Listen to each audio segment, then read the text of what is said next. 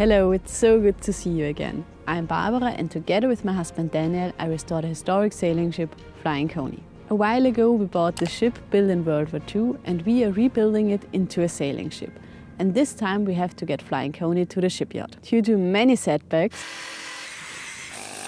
there weren't much opportunities to get some boating experience. However, that is going to change now. So we don't have a lot of experience, we don't have a lot of crew, and the ship is way too big for the Dutch inland waterways. To make matters worse, last time we removed a little bit of structural dirt and found a little weeping spot down in the bilge. So what could possibly go wrong?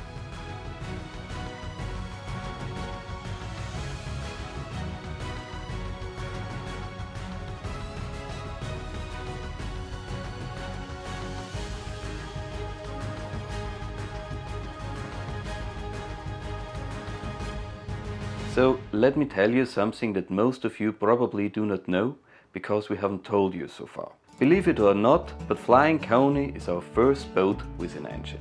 So how do we even dare to maneuver such a big ship? Well, in the past we had to learn many new skills, driving with a big caravan and with a big trailer, or sailing a catamaran, or even sailing a foiling catamaran. And it ended up with us competing against the best sailors in the world. So I always loved the challenge of learning new skills, and I do love the challenge of learning how to maneuver Flying Coney. I try to accumulate a lot of knowledge and observe how others do it, and then I try to think situations through.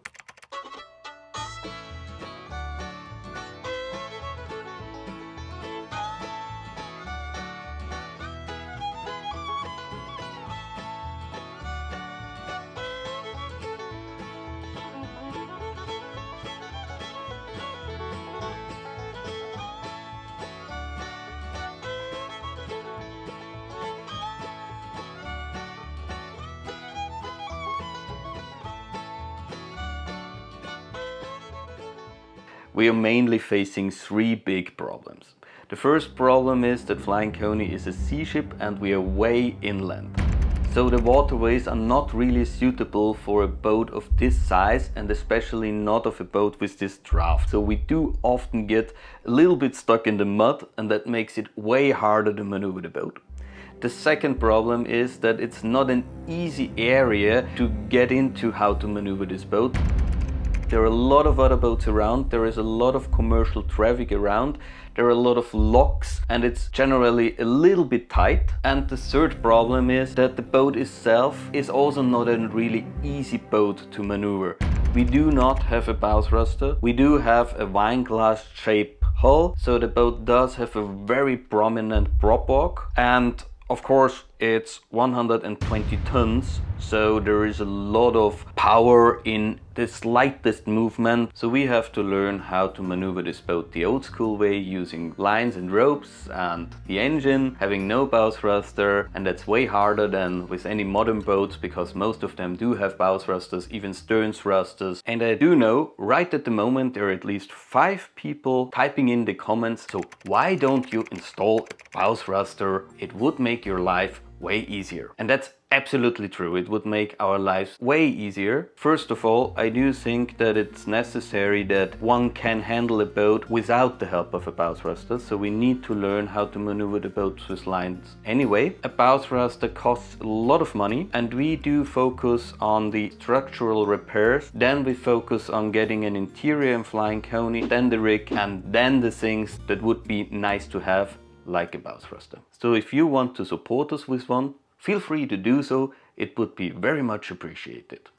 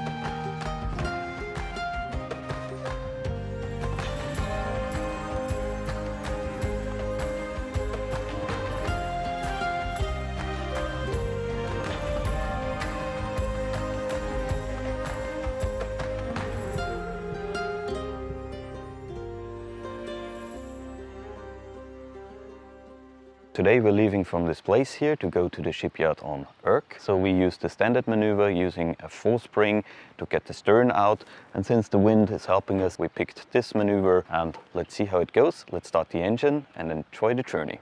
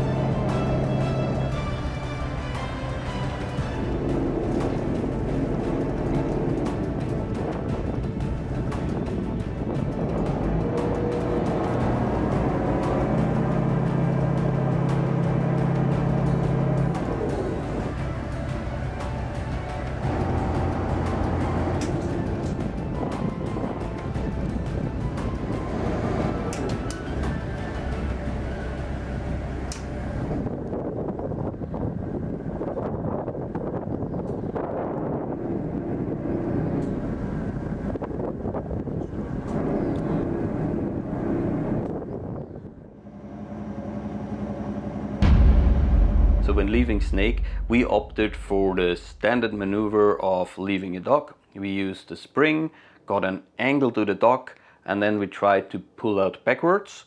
And in theory that should have been an easy maneuver, but we did forget something, and that thing was that the boat does have a draft of 2.70 meters and that we got stuck in the mud. That meant that before we left the dock I was thinking a lot of which are the spots where I need to be careful, what could go wrong, just thinking through that maneuver. And we needed to wiggle out the boat out of the mud, and we somehow ended up in a corner where I never thought that the boat could end up. We moved to windward against the prop rock, and that was simply because the boat was sitting in the mud. So of course, when you do have limited experience and while you're still learning something, you can't always know how things will end up in the end. But it's important to give yourself enough room so you don't damage anything. And the most important thing is that you do learn something out of these situations and that you don't end up in the same situations over and over again. That's how you get better at something. And what we've learned is to use line connection in a similar situation when there's the slightest doubt of the boat sitting in the mud.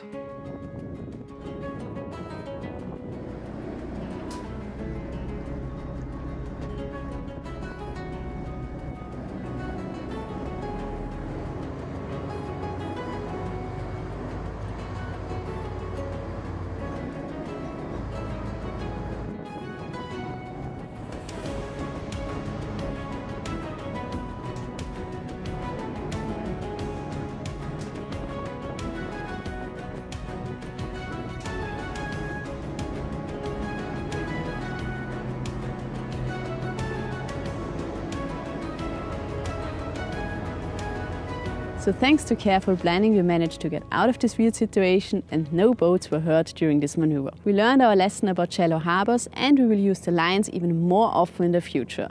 And since most of the time it's only me and Daniel is steering the boat, that means an extra workout for me. Anyway, we just started our journey and already nothing goes as planned. So let's see how the rest of the journey turns out.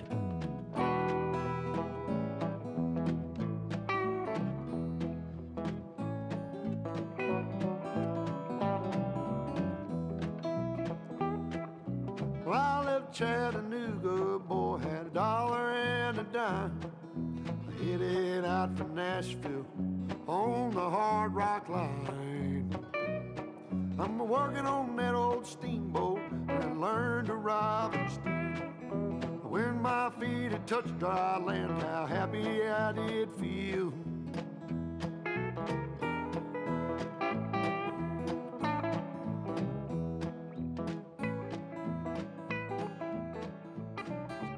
The bridge went perfect this time. He gave me a green light immediately as I was approaching. So we went through it with a lot of speed because we don't wanted him to wait longer than necessary. So it went exactly as it should went.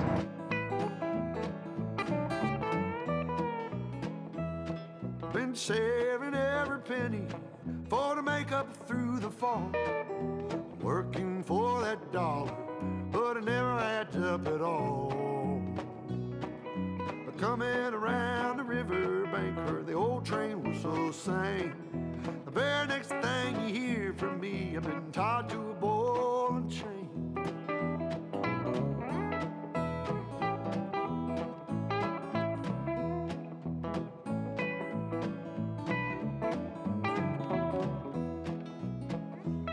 Well, I come this time tomorrow, reckon I don't know where I'll be. But if it wasn't for that old sheriff, I'd be back in Tennessee. Playing cards and crap games, not looking for the score. And if I ever get back home again, I'll never own no more.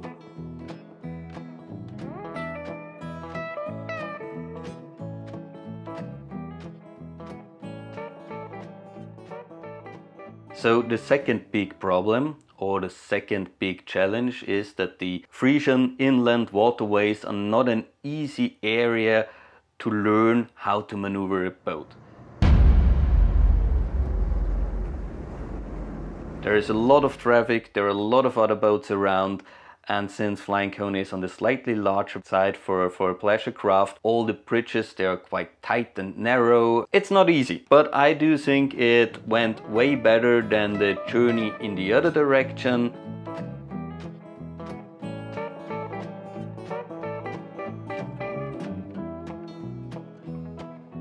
Gather round your good time, boys, listen to my song.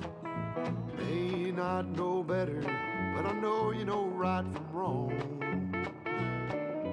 Buy yourself a postcard so you can see the lights of town. Find yourself a country girl, keep quiet and settle down.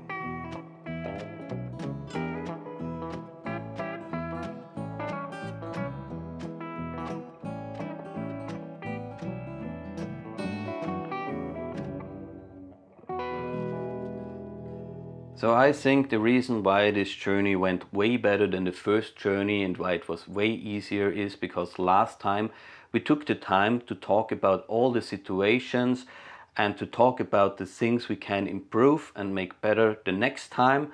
And now it was the next time and it went really easy and almost boring, and that's the way how it should be. So of course the biggest challenge was at the end of the journey, and that was going through the lock from the inland waterways into the Eel Mare. And we had to wait in front of the lock for quite some time. And we used the time to practice a little bit of how the boat behaves and how to hold it in one space and how to dock it.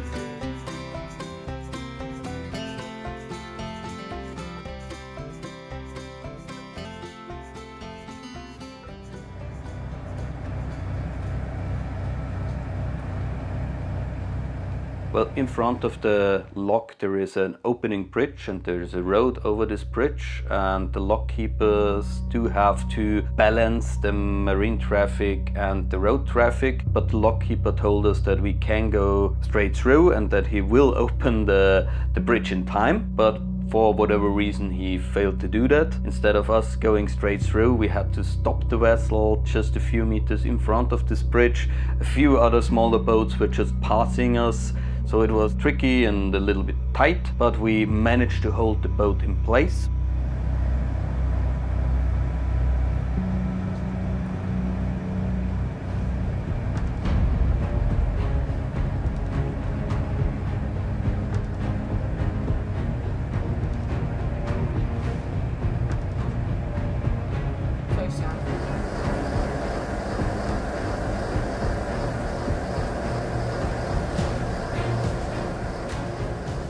The challenging thing in this situation is to properly align the boat with the lock so that there is no turning motion left, that the boat is in line with the lock, and then you can go straight, slowly and carefully into the lock. And there were already a lot of boats in there. There was a cruise ferry which could pass underneath the bridge without opening it. There were a lot of smaller motorboats that could go underneath this bridge, and we needed to wait with a few other sailing boats until the bridge was open. But we managed to make fast in the lock and went through it, and it was just a very challenging situation that we managed quite well, I think.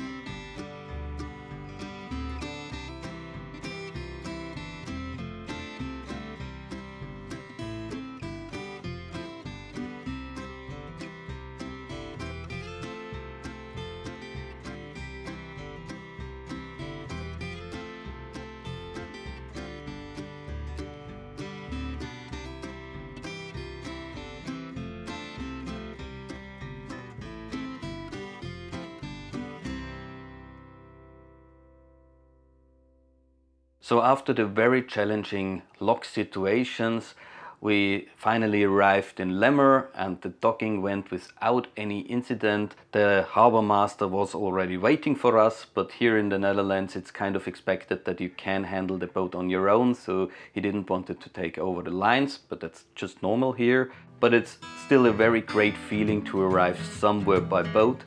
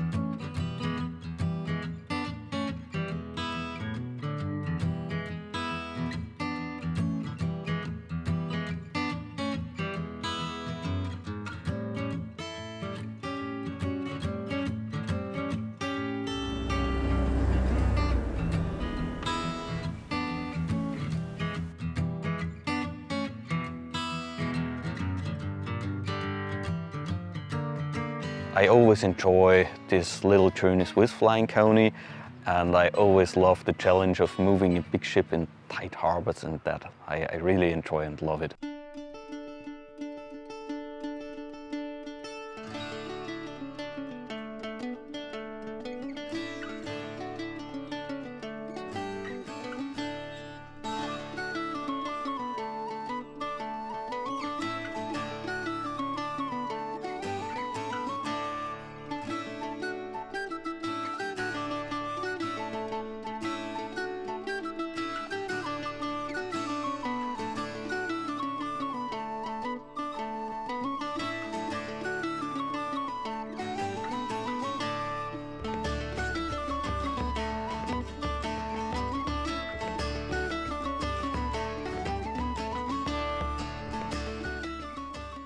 So I've learned something today. So the first thing is, I think it's a good thing to use lines more often. First of all, to practice it, and also because it's quite fun to experiment with different line setups and see how the boat behaves. So the second thing is to be calm and not get stressed about the situations, to focus on your own boat and focus on the skills you have and focus on how you drive the boat, and face the challenges and the situations with a go-to attitude. And the absolute most important thing is to enjoy what you're doing. I mean, it's not an everyday thing that you're able to maneuver and to navigate an 82 feet ship from A to B. It's very rarely that we can do it, so we have to enjoy it, and it's something I really love. I think Daniel and Andreas did a pretty good job of bringing Flying Coney from Snake to Lemmer. Flying Coney isn't the easiest boat to maneuver, and inland waterways are always quite a challenge. But thanks to careful planning, good communication and staying calm even in tight situations, we arrived safely. Next time we continue our journey to Urk. Unfortunately, there is a lot of wind and waves forecasted, and Flying Coney is more a floating building site at the moment than a seaworthy ship. However, we already booked our haul out, so we have to make the crossing anyway. But all this, the restoration project, the videos, the journey and especially the upcoming shipyard time wouldn't be possible without the generous support of our lovely Patreons. So a huge thanks to all of you. And we do have a lot of extra content on Patreon, so you might want to check out our 7-day free trial. And that's all we have time for today. Thank you so much for watching, and see you next time.